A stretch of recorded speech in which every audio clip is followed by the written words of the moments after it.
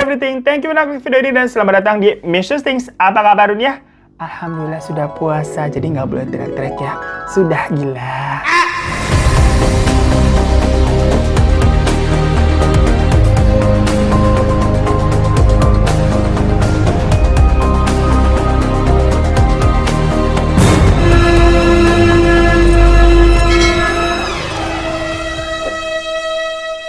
Hai guys, biasanya dari kalian kan banyak nih yang nonton Mrs. Thing atau teman cerita sambil makan. Nah, berhubung gak tahu nih perut kalian lagi pada kosong berkala, ya Allah, alhamdulillah ya. Kita ketemu lagi nih Ramadan bareng-bareng tahun ini. Jadi sambil nunggu jam buka, untuk pembukaan video di bulan puasa ini, kita bahas case yang udahlah santai-santai aja. Takutnya kalau heboh-heboh nih kita masih adaptasi gitu kan baru mulai puasa. Pada migrain ntar otak lu. Mual juga tuh perut. Terus kesulit nih emosinya, lah jadi batal. Jangan dong ya.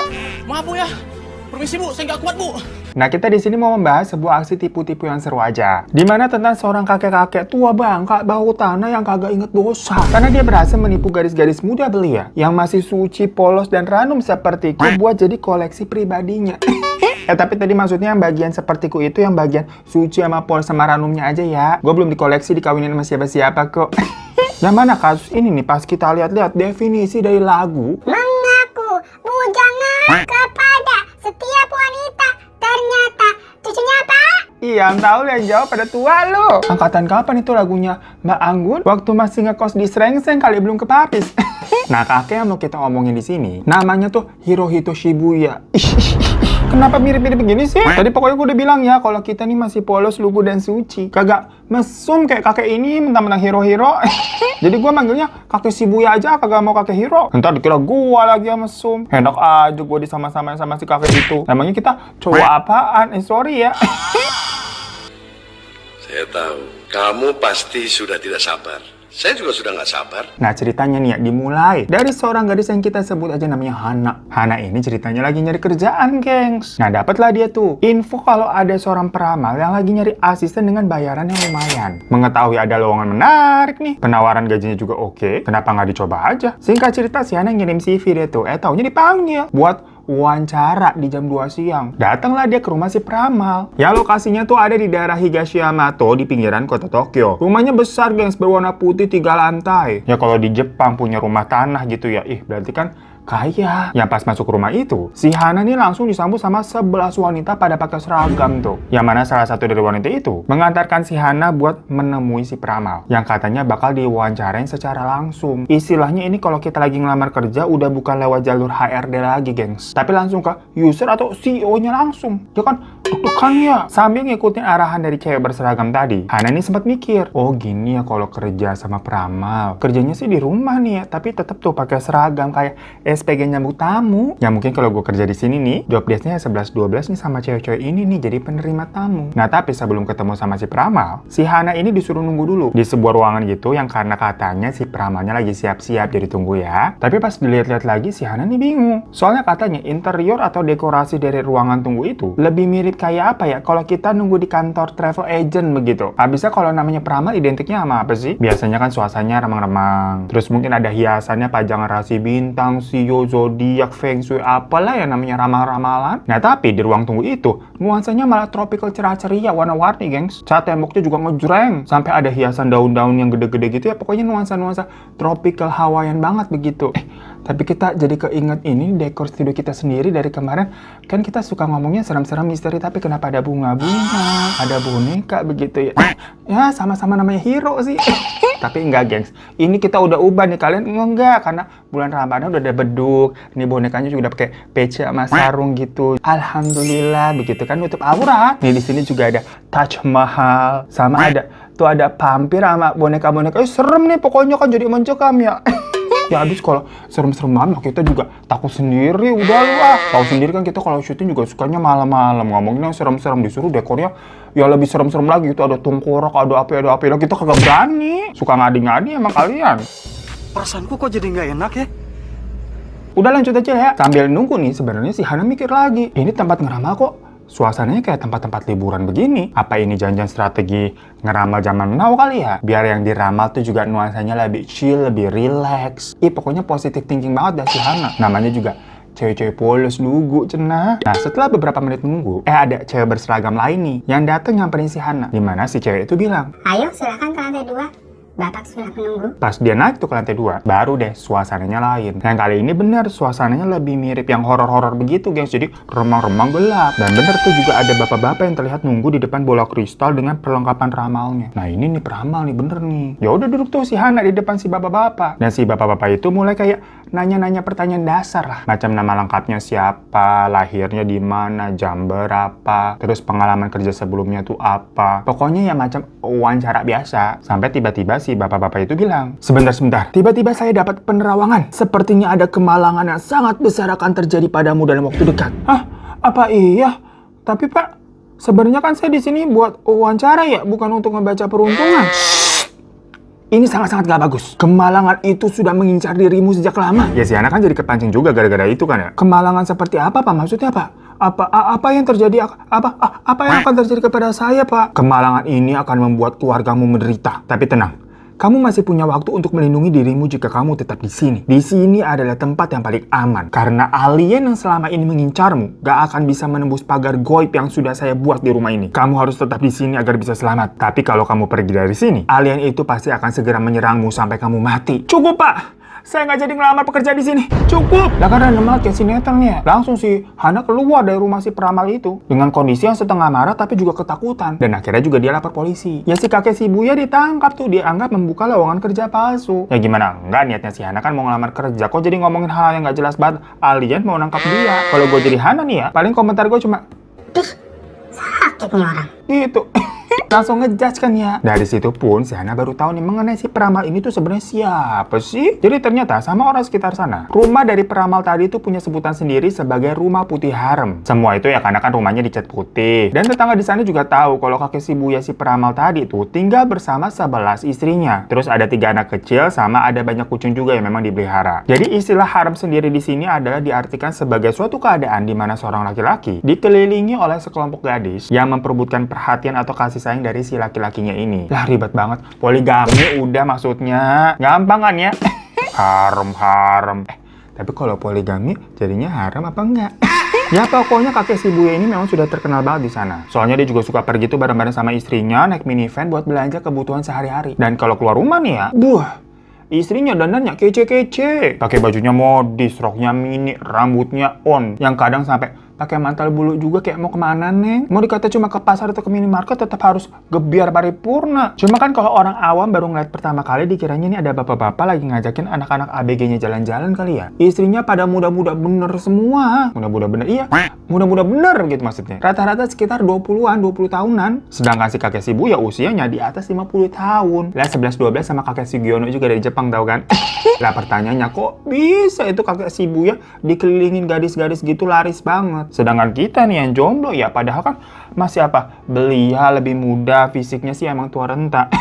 Istilahnya muka boleh skincarean tapi body fresh care. Apa jangan-jangan si kakek itu punya jurus pelet atau punya susuk itu ilmu hitam bak teman cerita.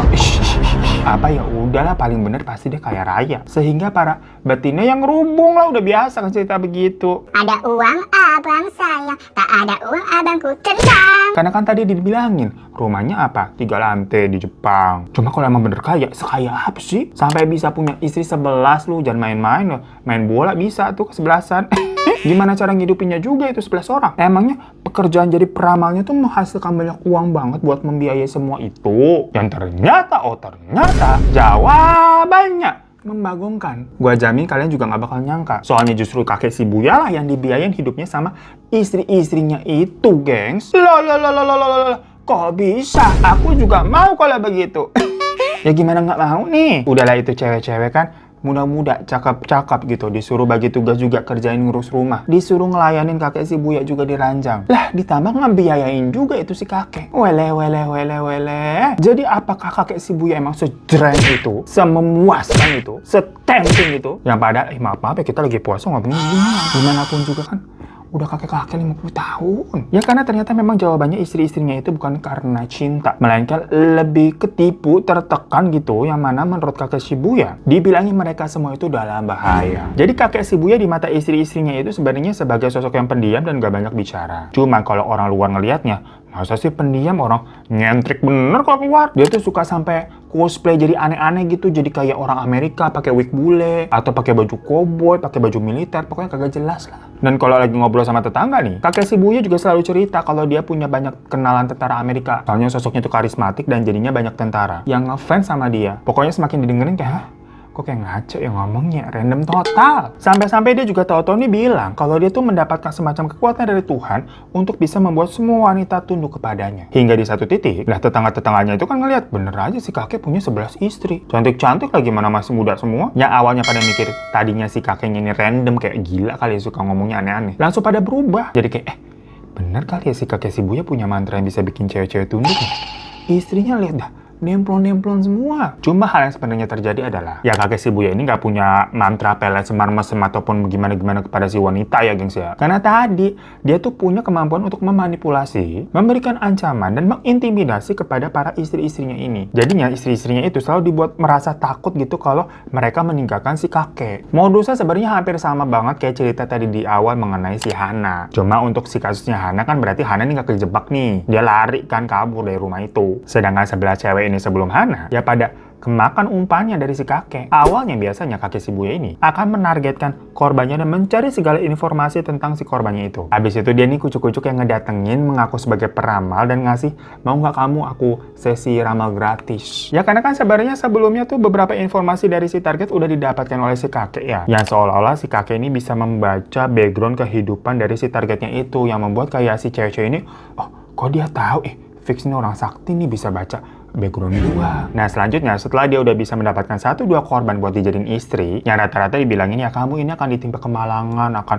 diincar alien segala macem. Kalau kamu mau selamat kamu harus nikah sama saya. Udah bener nikah. Nah selanjutnya korban-korban lainnya itu suka juga tuh disuruh datang ke tempatnya. Lagi-lagi kayak si Hana. Terus nunggu nih di ruangan tunggu. Yang mana di sana biasanya istri-istrinya si kakek itu bakal dengan ramah nawarin, mau teh nggak, ngeteh bareng gitu, terus ngajak ngobrol. Dengan alasan kan nunggu si kakek nih katanya lagi siap-siap. Padahal mah sebenarnya itu bukan buat nunggu si kakek, melainkan ngorek-ngorek informasi tentang si calon targetnya ini. Kamu lagi merasa apa, punya masalah apa. Jadi nanti pas calon korbannya diajak ngobrol sama istrinya, si kakek Shibuyanya itu sebenarnya lagi nguping tuh di belakang tembok. Ya nantinya ketika mereka bertemu di ruang ramal, si kakek Shibuya akan sok-sokan tahu duluan tentang apa yang lagi dirasain sama si targetnya ini berdasarkan percakapan tadi. Nah buat korban-korban yang polos dan kayak kebingungan kan bakal kayak, kok bener sih ini dia bisa ngebaca isi hati gue, wah fix peramal sakti nih, gitu aja udah terus. Setelah korban sudah terperdaya seperti itu, barulah mereka tuh dimasukin. Belum guys, maksudnya kepikirannya ke situ sih lo. Lagi puasa nih, denger dimasukin langsung kemana-mana. Maksudnya dimasukin doktrin-doktrin tuh dibilangin. Astaga, saya melihat ada alien yang telah mengincar kamu selama bertahun-tahun. Saya sudah lama nih jadi penasehat spiritual, tapi baru kali ini ngerasa ada kekuatan jahat yang sebesar ini. Kalau kamu mau selamat dan sosok alien itu berhenti mengikutimu, kamu harus tetap di sini ya. Saya bisa membantu kamu untuk selamat. Ya mungkin banyak dari kalian semua tuh mikir, apaan sih, ngadi-ngadi banget kali dia ada yang percaya. Masalahnya apa? Alien cuy dibilanginnya. Kalau misalkan dibilanginnya ada sosok iblis yang mau mencelakai kamu gitu, mungkin agak mikir, beneran kali ya, serem kali ya, mistis begitu. Ini alien kan random banget. Namun ternyata ya, buktinya nih ada yang percaya aja kejebak itu 11 istrinya. Makanya ini masuk ke dalam apa kabar dunia. Udah gila. Cuma dari sekian banyak aksi dari si kakek, selain si Hana nih, ada juga orang-orang yang tidak terjebak. Jadi nggak semuanya kejebak. Dan kemudian melaporkannya kepada polisi. Dan si kakek sendiri udah pernah dipenjara beberapa kali gengs atas kasus-kasus tersebut. Jadi sebelum Hana juga udah ada yang sering tuh ngelaporin. Cuma memang setiap ditangkap nih hukumannya itu nggak pernah lama. Karena bisa dibilang si pelapor ini kan ujung-ujungnya apa ya, tidak dilukai secara fisik dan ya pas ngelapor baik-baik aja kan. Dimana jatuhnya itu cuma sekedar apa ya, ada perkumpulan yang dianggap meresahkan tapi ya nggak membahayakan ya, laporan begitu aja. Atau kayak kasusnya Hana tuh penipuan lowongan kerja. Tapi kan ujung-ujungnya Hana juga nggak diapa-apain. Dia cuma rugi waktu lah istilahnya. Dan si kakek Shibuya ini pun udah tinggal bersama dengan banyak wanita begitu tuh sejak Februari tahun 2000. Dan para tetangganya tadi kan juga udah pada tahu kalau si kakek ini ya poligami, istrinya banyak. Dan kalau menurut tetangga kanan kiri, keluarganya si kakek ini nggak rese. Nah jadi kalau di Jepang apa ya, culture-nya mungkin kalau selama lu kagak ganggu gitu urus hidup masing-masing ini ya udah, tetangganya juga nggak masalah, nggak pada kepo, nggak pada yang aneh-aneh mau ngeliat si kakek pakai baju nyentek segala macam. Kan kalau di Jepang juga banyak yang nyentek-nyentek begitu, ya udah boleh-boleh aja. Kalau di sini malah lain cerita. banyak. Sampai belasan tahun pun berlalu, keluarga Shibuya ini menjalani hidupnya seperti itu terus. Namun setelah Hana nih, ada kejadian yang terakhir tuh tepatnya di bulan Desember 2022. Salah satu istri dari si kakek yang tadi yang 11 orang, ada yang namanya Chiaki. Itu lagi jalan-jalan di supermarket. Dia ketemu dan ngobrol sama seorang anak perempuan yang masih di bawah umur. Nah, si Chiaki ini tuh bilang ke si anaknya nih, mampir yuk ke rumahku. Suamiku adalah seorang peramal yang ramalannya nggak pernah meleset loh. Bahkan sebelum kesini, suamiku tuh udah bilang kalau aku akan bertemu dengan seorang anak perempuan dengan aura khusus. Ternyata kita ketemu tuh di sini. Auramu memang sangat berbeda dan ada baiknya kalau kamu bisa segera konsul ke suamiku. Singkat cerita nih, anaknya percaya dan ngikutin Chiaki ke rumahnya. Tapi apa yang terjadi? Pas sampai di rumah nih, anak itu dipaksa duduk sendirian di ruangan gelap gulita. Yang di depannya persis tuh disediakan TV dengan layar besar, di mana di situ muterin film tentang UFO, sama ada makhluk luar angkasa dan penyerangan alien. Yang serem-serem begitulah tentang hal-hal begitu. Diputernya 6 jam non-stop. Lu bayangin nih, nonton film 6 jam non-stop. Nah, kita di bioskop aja kadang-kadang 2 jam gitu kan udah capek, udah kayak ngantuk-ngantukan, belum juga kebelet pipisnya. Dan setelah 6 jam itu, si kakek akhirnya mendatangi si anak tadi sambil bilang, kamu akan segera mati. Kamu akan diculik oleh alien. Mereka akan merobek kulitmu dan memakanmu. Untuk menghindari kematian yang menyakitkan kayak begitu, kamu harus menikah denganku. Itulah yang telah ditakdirkan oleh Tuhan. Takut banget gak sih lu kalau tahu-tahu didatengin kakek-kakek tuh kayak begitu terus diomongin kayak semacam begitu juga. Abis itu si Chiaki nih ikut nambahin dan meyakinkan si anak kalau yang dikatakan sama kakek Shibuya itu beneran akan kejadian. Aku juga mengalami hal yang sama, nak. Sebelumnya aku juga dikejar tuh sama alien. Tapi kakek Shibuya ini menyelamatkanku. Aku selamat karena segera menikahinya. Jadinya dia tuh semacam menjadi perisaiku, nak. Lah untungnya si anak perempuan ini ya, walaupun mungkin gumoh nonton film 6 jam nonstop, tapi dia masih bisa berpikir jernih. Dimana anak itu akhirnya bilang, kalau oke, tapi saya mau kembali ke rumah saya dulu, soalnya saya mau ngambil baju-baju nih. Nanti saya balik ke sini, terus saya menikah deh dengan kakek. Ya udah dikiranya nih anak udah kedoktrin. Tapi pada kenyataannya, pas anak itu pulang, kagak balik-balik. Malahan dia ngelaporin ke orang tuanya, yang akhirnya orang tuanya itu melapor ke polisi. Ya karena mendapatkan laporan seperti itu, apalagi di sini ada korbannya yang anak di bawah umur, polisi bertindak. Nah, pas penangkapan, usia kakek Shibuya ini sebenarnya udah 74 tahun, gengs. Karena terakhir itu kan tahun 2022 kemarin. Dan gak seperti sebelum-sebelumnya, dimana kan kakek Shibuya sebenarnya udah pernah ditangkap. Tapi yang terakhir ini, dia tidak kooperatif. Bahkan dia sempat melakukan perlawanan dengan nyemprotin merica ke 6 wajah petugas polisi. Jadi berontak. Ya karena kakek Shibuya berbuat demikian dan terus melawan, akhirnya pihak polisi pun juga pakai sedikit kekerasan yang membuat jidatnya si kakek Shibuya itu semacam ada luka yang membentuk angka 7. Ya padahal nggak sengaja gitu loh. Nah, foto-foto dari si kakek Shibuya yang dengan jidat ada luka angka 7 itu tersebar viral di media-media Jepang. Yang awalnya pas ngeliat orang-orang menyangka ini ada kasus aliran sesat apalagi nih yang baru terbongkar ya.